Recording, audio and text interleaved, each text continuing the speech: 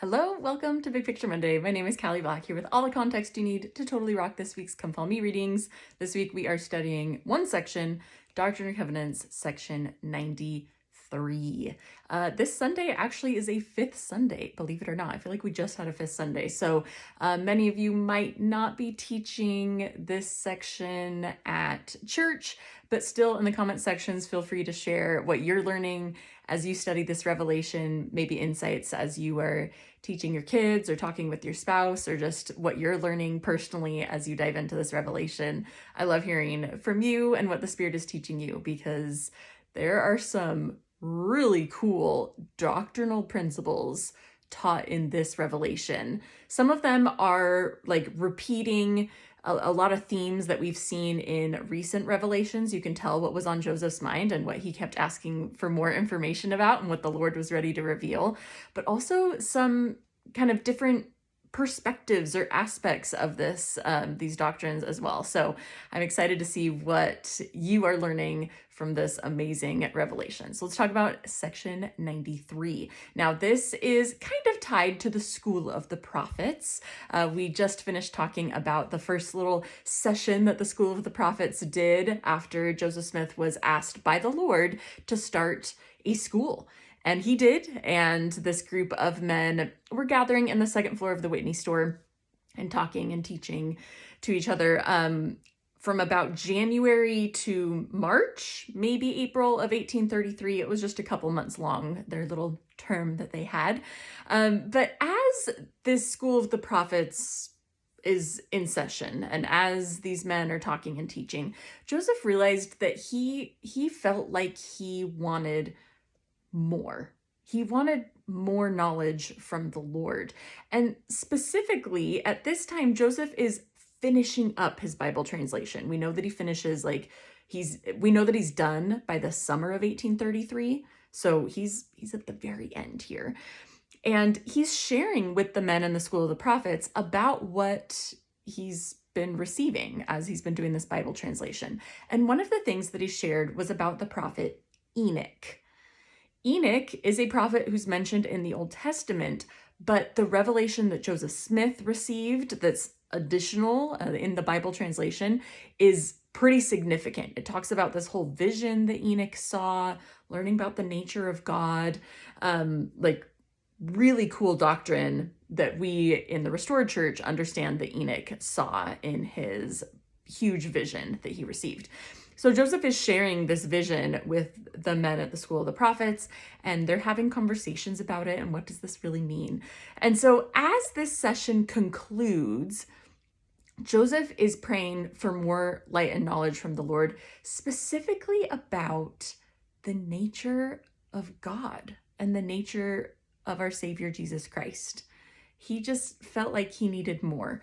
And in fact, in May of 1833, so this is again after the term has ended for School of Prophets, in May of 1833, Joseph receives the revelation known as Section 93. And this talks about light and intelligence, which are themes that we've seen a lot in recent revelations, so building on that, but also talking about truth and the nature of God and Jesus Christ and who they truly are. The Lord also in this revelation quotes John, who from the New Testament, who shares that Jesus, during his earthly ministry, grew from grace to grace, and that he didn't have the fullness of his glory at the beginning. He grew from grace to grace until he received the fullness of his glory. So the Lord quotes these scriptures, kind of underscoring that this is accurate. This is how Jesus Christ himself grew from grace to grace as he progressed in his journey on earth before receiving his fullness of his glory. Kind of interesting little doctrinal tie. But it was pretty clear as we read through this revelation, the Lord wanted the saints to know who and what they worshiped. Like what are the actual qualities that they needed to be aware of? And this revelation, it was important to the saints at the time, but it also spurred a lot more revelations in the future and just like preaching and doctrine as the saints reflected on what they learned about God and Jesus Christ. This really was like a good foundation of what they truly believed.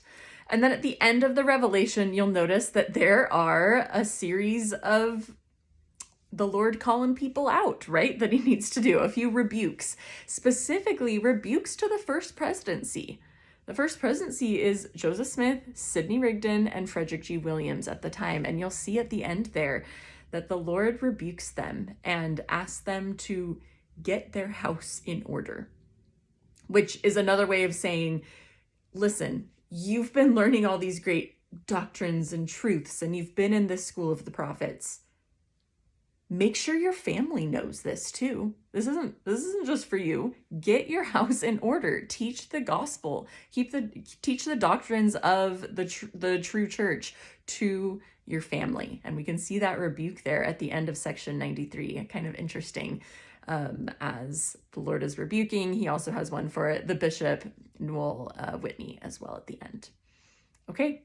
That's it for this revelation, just one section, so not too much context to worry about. It's your turn. Dive into this revelation, see what stands out to you. Feel free to comment that below or just talk with your loved ones about what you're learning. I think my personal focus question comes down to the idea that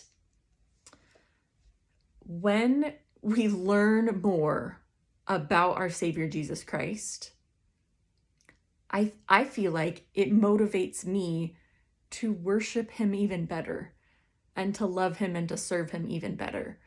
And so I just want to think, like, what is the connection there between learning more about Jesus or learning more about God the Father and then being able to worship them even more appropriately?